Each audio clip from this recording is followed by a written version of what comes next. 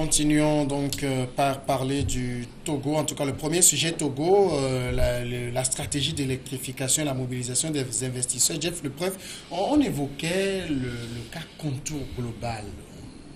Vous vous rappelez, à l'époque de l'inauguration, le chef de l'État y était. On a dit tout ce qu'on allait dire, mais où en est-on? Ben, contour global, personne n'en parle plus aujourd'hui.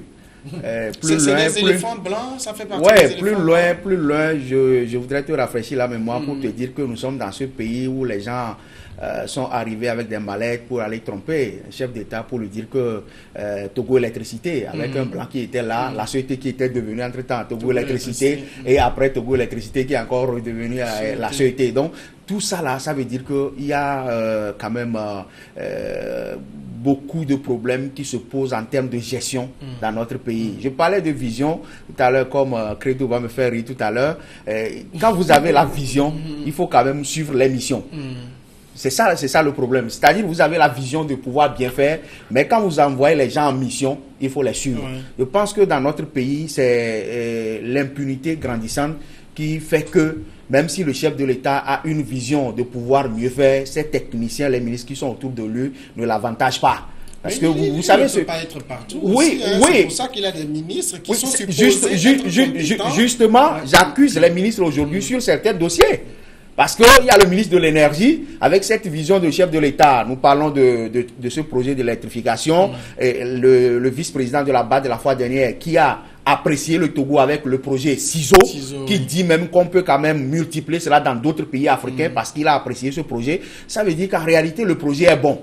Le test est bon, mais dans son application, est-ce que les gens ne sont pas là pour quand même se remplir les poches au lieu de servir les Togolais? C'est là où moi j'interpelle le chef de l'État. En tant que chef d'État, vous devez suivre tout ce qui se fait. Et si ça ne marche pas, il faut quand même taper du poing sur la table ou bien arrêter quand même l'hémorragie. Sinon, c'est l'impunité qui est encouragée dans notre pays. C'est sur ce fait-là que moi je ne suis pas d'accord, alors que nous avons de très belles idées pour que ce pays avance. Alors, quand on voit tout ce qu'il y a eu comme mésaventures, CET, Togo Électricité, CET, contour global, et puis rien du tout. Aujourd'hui, est-ce qu'on doit croire à tout ce qu'on nous vend? Non, mais moi je crois que ça doit s'inscrire dans un passé, mais un passé qu'on ne peut pas oublier, parce que c'est avec Tintamar, c'est avec Tambour qu'on nous a vanté, disons, le retour de Jésus-Christ à travers ce contour global. Mais n'oubliez pas, lorsque vous fouillez un peu dans les archives, ou bien vous allez à l'information au niveau de la société. Donc, ils vous diront que la société supporte des charges aujourd'hui de ces sociétés qui sont venues couler cette même compagnie qui faisait notre fierté. Là. Donc, il va falloir à un certain moment que les premiers responsables, le chef de l'État ne peut pas être omniprésent, omnipotent. Donc, à un certain moment, mais c'est vrai, il doit appliquer le principe de redevabilité envers ceux qu'il a missionnés, notamment les ministres dont Jeff parlait tout de suite. Et le ministre de l'Énergie doit jouer sa partition convenablement parce que c'est lui le comptable. Devant le gouvernement, c'est lui le comptable. Si ça ne se passe pas bien, donc c'est lui qu'on doit interroger. Ce qu'on lui reproche aussi, c'est que des têtes ne tombent jamais. Des têtes ne tombent pas encore, mais je ne parlerai pas en termes de jamais.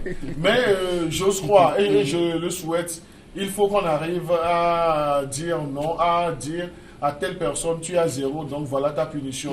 Parce que si on ne le fait pas, sur une longue période, peut-être qu'on peut prêter des intentions de complicité ou bien de mauvaise gouvernance et autres là. Donc à un certain moment, je crois, même lorsque vous êtes un pédagogue, vous n'allez pas vous aventurer immédiatement ou illico presto dans la correction par des services et autres là. Donc il faut avoir tous les éléments et autres là. Mais ce que je vais souhaiter ou bien préconiser, c'est que aujourd'hui, nous pouvons dire que dans ce gouvernement de force, chaque ministre a une lettre de mission.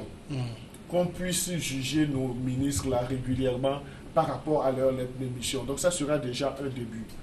On peut juger même. Et le Premier ministre qui doit coordonner l'action aussi, mais il faut qu'on lui demande des comptes sur sa coordination. Parce que c'est à lui, c'est à son niveau que toutes les informations devraient être centralisées, c'est à son niveau de rendre compte, c'est à son niveau de rendre compte au chef de l'État. Mais malheureusement, disons la vérité, mais c'est comme si nous n'avons pas de Premier ministre au Togo. si ce n'est pour faire les clôtures et puis les ouvertures de nos séminaires. C'est de très bons discours en tout cas. De très bons discours, mais est-ce que ça suffit? Est-ce qu'il demande des comptes à ses ministres et autres là? Quelle est l'action qu'il fait? Et là aussi, mais on nous dira demain, tout juste après cette émission, qu'il pose certains trucs là. Mais lorsqu'il n'y a pas la communication qui entoure l'action, donc là... Est-ce que ça ne ramène pas un peu à ce qu'on disait il y a quelques années? Je me rappelle du temps de Humboldt, qu'il y avait des super ministres qui contournaient le Premier ministre pour aller directement voir le chef de l'État. Je ne suis pas dans le secret des dieux. Est-ce que... C'est ce qui se disait à l'époque. Non, mais nous avons vu M. Gilbert Humboldt lorsqu'il était Premier ministre. Mais Gilbert Humboldt avait des ministres là de pointe dans son gouvernement. Des ministres qui, ce qu'on nous a dit, donc on ne peut pas matérialiser cela, mais qui, par leur en bon point, prêtaient flanc au jeu et autres là. Au propre comme au figuré. Comme, oui. Donc, là, je te conseille que tu auras à nous expliquer ce que tu mets dans le propre. Mais c'est dire que le gouvernement que nous avons aujourd'hui avec le Premier ministre Humboldt, je me dis, si on transposait seulement le Premier ministre Classou à la tête du gouvernement Humboldt, le monsieur là ne pourrait même pas faire 6 mois. Parce que Humboldt avait fait un travail avec des ministres qui étaient consistants et autres là. Mais aujourd'hui, lui là, il a les mains libres, mais on ne le sent pas. Donc moi, à un certain moment, je me demande, est-ce que nous avons un Premier ministre? C'est aussi pour ça que les gens demandent le renforcement des prérogatives du Premier ministre. On estime qu'à l'heure actuelle, il n'est qu'un garçon de course, constitutionnellement parlant, je veux dire. Non, un garçon de course, je crois qu'il a le contrôle des courses qu'il doit faire. Donc, il doit pouvoir s'imposer aussi. Parce que quand on te missionne, donc c'est à toi de t'organiser pour atteindre la mission et autres là. Même si tu es un garçon de course, ou bien un coursier simplement, et on te confie tout un lot de courriers à dispatcher. Donc, il faut que toi-même, tu t'organises pour que les courriers là puissent être distribués dans un délai. Mais lorsqu'on ne sent pas cette organisation, on sent un refuge derrière le chef de l'État. Donc, c'est comme si le chef de l'État est le gardien, il est aussi le premier attaquant et autres là. Donc, ça ne sert pas l'action politique du chef de l'État. Et je voudrais que les ministres, tous les ministres ne sont pas médiocres.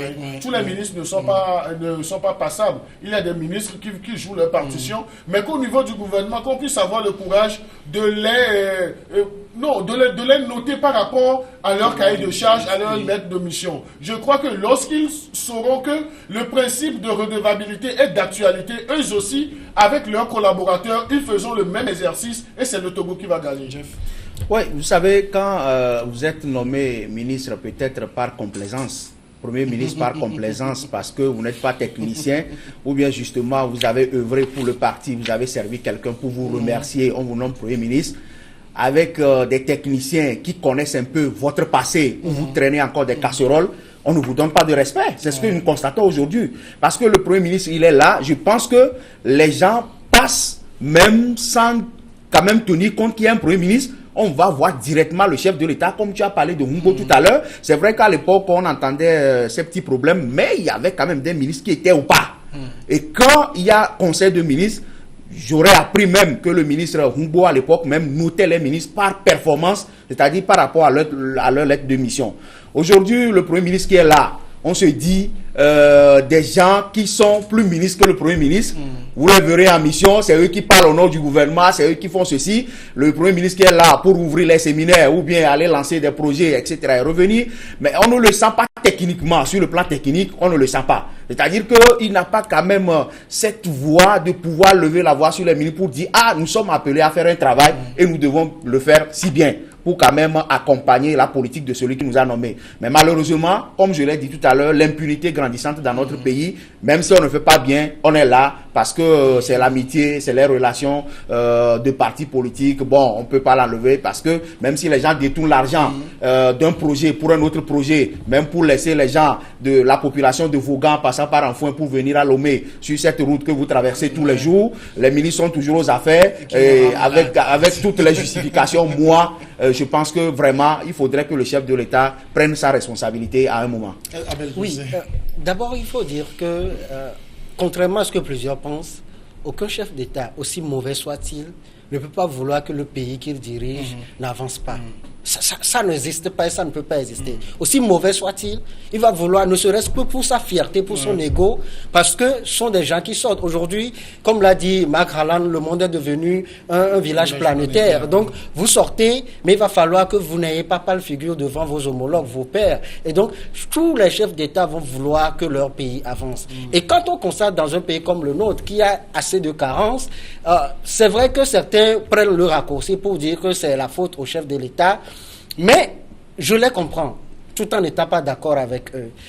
On l'a dit, il a le pouvoir constitutionnel de nomination et c'est lui qui les nomme, qui nomme ces ministres-là dont on vient de faire le procès, à leur absence bien sûr. Et il a également le pouvoir constitutionnel de les révoquer. Mais pourquoi est-ce que ça ne se fait pas?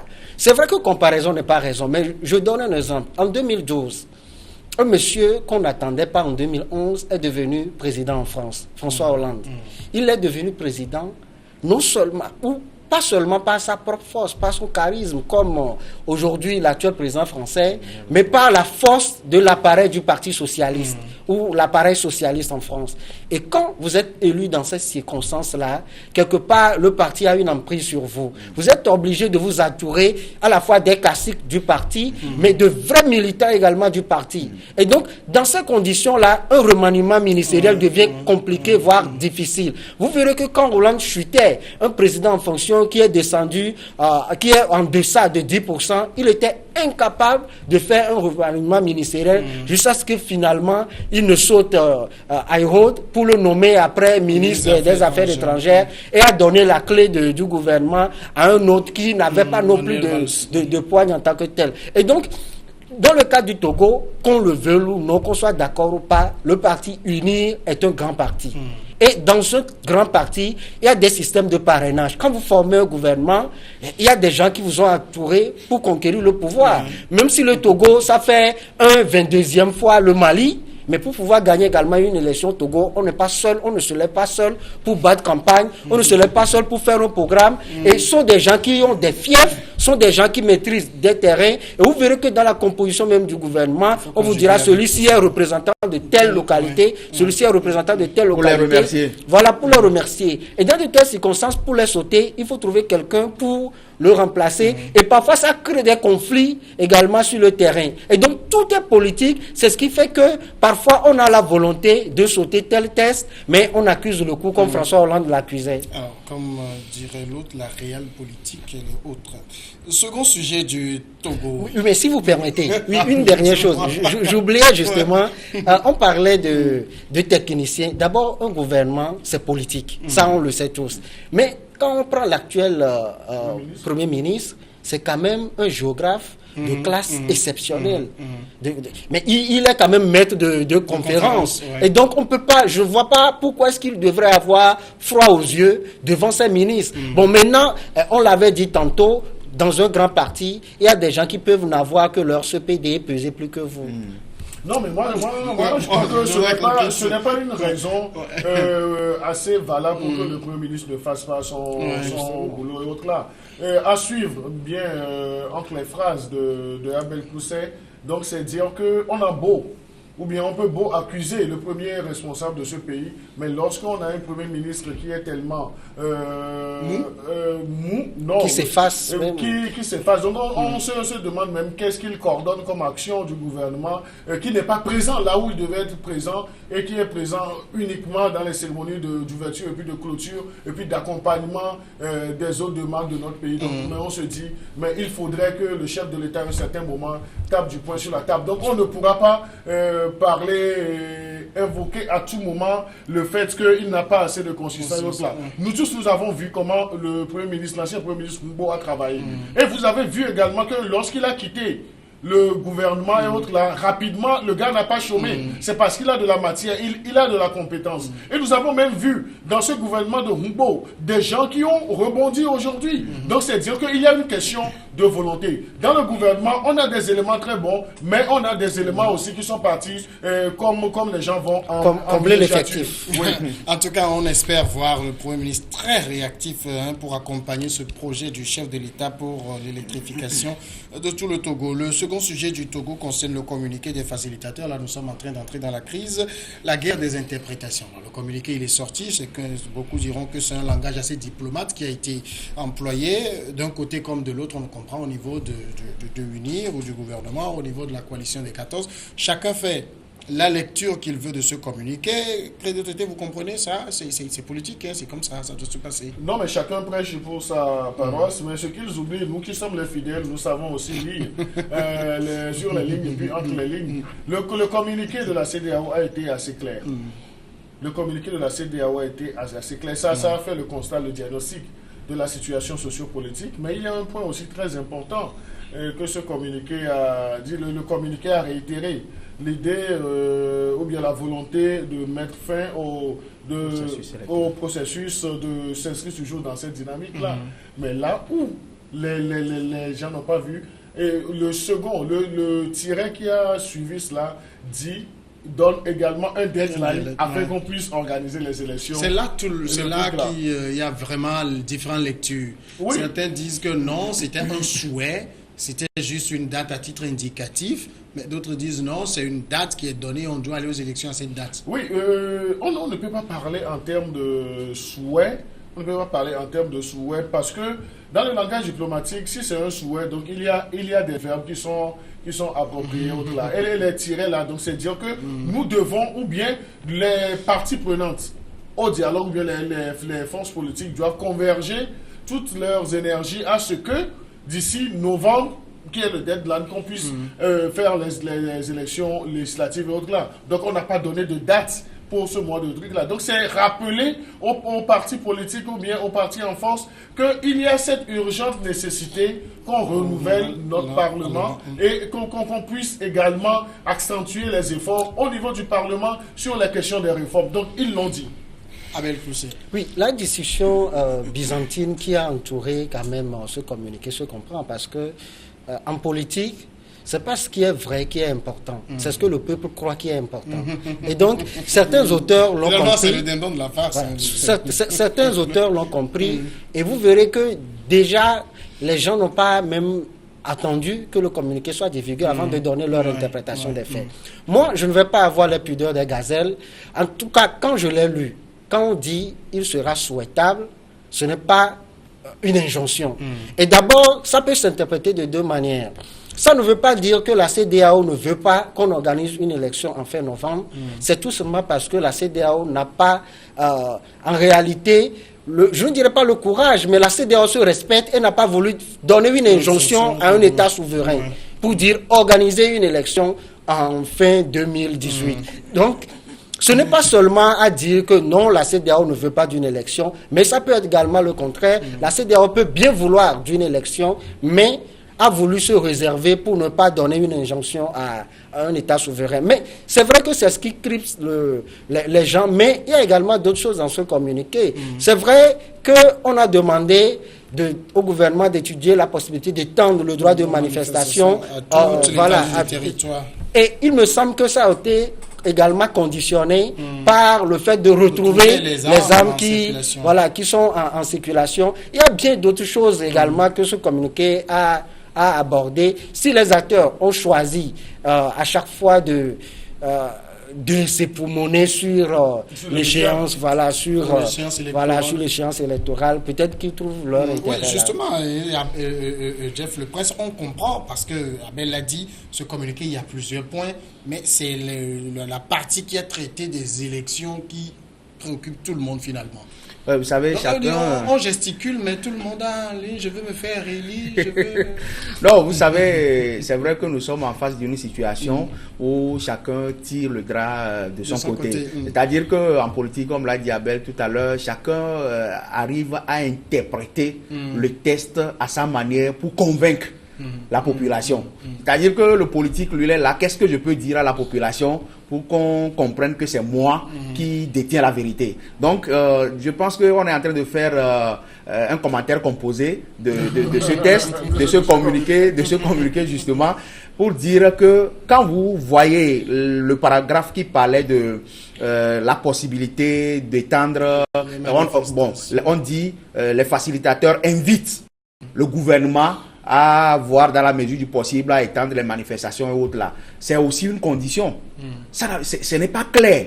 C'est-à-dire que quand vous lisez entre les lignes, entre les mots, si vous voulez décrypter un peu les mots, ce n'est pas clair parce que le gouvernement peut vous dire que nous avons étudié dans la mesure du possible et là où vous voulez manifester, il n'y a pas la sécurité. Parce que le gouvernement est appelé à garantir la sécurité du peuple.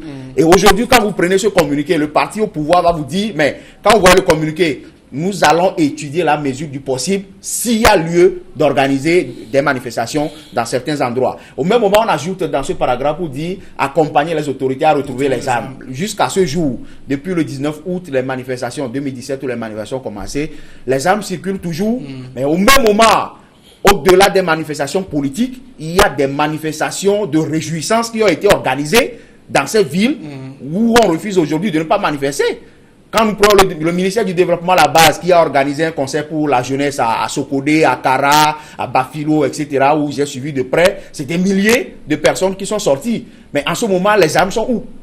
Et aujourd'hui, quand on parle des manifestations politiques, on nous dit que les armes circulent, il faut que la population accompagne. Je suis d'accord, la population doit accompagner. Mais quand vous suivez tout cela, c'est que chacun a son intérêt. Chacun a son intérêt. Le politique ne fait rien sans intérêt. Et je voulais dire, si nous prolongeons le mandat, on ne voulait pas organiser les élections dans le délai constitutionnel. Si on prolonge, il faudrait qu'on arrête à payer les députés qui sont à l'Assemblée nationale. Justement, non, il faudrait qu'on arrête à les payer parce qu'ils sont compatriotes. Et si le délai constitutionnel est vidé et ils veulent continuer leur mandat, qu'on arrête à leur payer leur salaire, qu'on leur paye seulement peut-être des jetons de présence ou bien payer le carburant. S'ils sont compatriotes. Moi, je pense que c'est en ce sens-là que je voudrais interpeller chacun de nous à pouvoir accompagner notre pays. Non, mais moi, je voudrais faire cet exercice de sacrifier aux commentaires composés. Mais moi, je m'en tiens seulement aux verbes qui sont utilisés. Et donc, c'est dire que en fait, c'est la force de la diplomatie. En ce sens que la CEDEAO ne peut jamais donner des injonctions à un État membre. Elle a marché sur les œufs, c'est ça? Pas seulement marcher sur les œufs, mais c'est une prudence.